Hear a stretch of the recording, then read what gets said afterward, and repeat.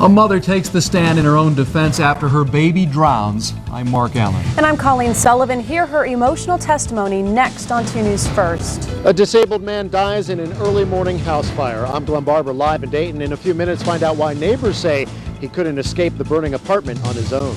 An Ohio Supreme Court justice has a run-in with the law, and it's caught on tape. Plus, tips on how to get the best gym deals next.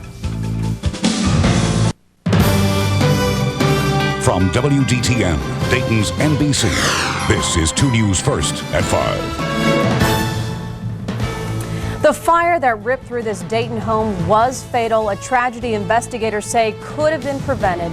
Good evening, I'm Coleen Sullivan. I'm Mark Allan. A disabled man dies in an early morning fire. Neighbors fear he could not get out of the burning apartment on his own. The fire broke out just after midnight on the 500 block of Scranton in Dayton. Glen Barbour live at the scene with our top story at 5. Glen. Yeah, Mark, this is a sad one. Investigators say by the time firefighters arrived here at this senior citizens apartment complex, the 67-year-old man who lived here was already dead. Now, neighbors tell me the victim had only one leg. In fact, if you look at this burned out debris that firefighters removed from inside the house, you can see the victim's artificial leg and the wheelchairs he relied on to get around.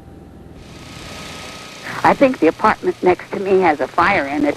There's some smoke coming out.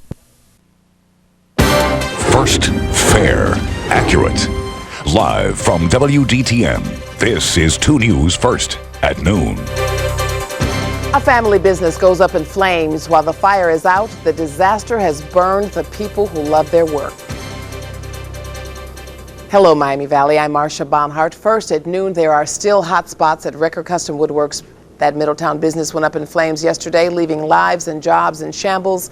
Kristi Piehl is live in Middletown with the rest of this story. Kristi?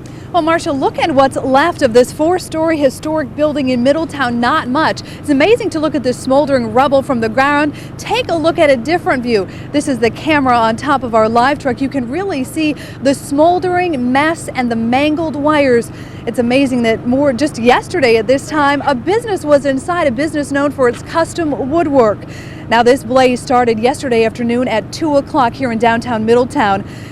That's when the owner of GIRARD Custom Woodworks, Gary Recker, was inside. He said he saw smoke, and just 20 minutes later, his business was fully engulfed in flames.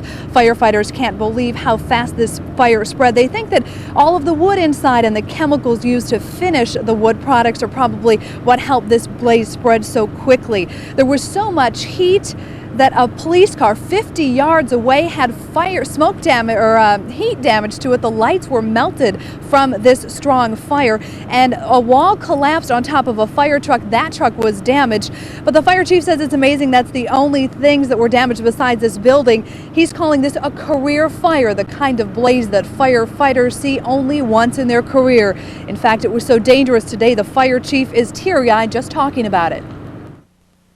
I think we came within a minute and a half or so of losing firefighters yesterday.